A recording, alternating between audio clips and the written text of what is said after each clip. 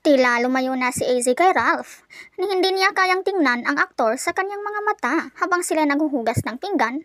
Panay ang suyo ni Ralph sa kanya. Ngunit nahihirapan pa rin si AZ na siya ay pansinin matapos ang harap-harapang nominasyon. Matatandaang binigyan nilang dalawa ni Will ng 1 point ang Team AZ and River. Ang rason ni Ralph, si AZ ay mabilis lang magalit kahit mahinahon namang kinausap.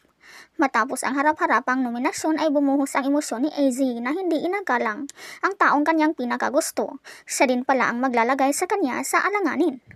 Sa ngayon, si Ralph ay nagigilty sa kanyang ginawa na aniya ay nasira yung tiwala ng dalaga. Mahal na mahal siya ni AZ. Dagdag pa ni Ralph, bagamat siya ay guilty, walang personalan aniya dahil hindi lang siya bias. Unfair kasi para sa ibang housemates kung bigyan ng puntos kung wala namang ginawang hindi kaaya-aya.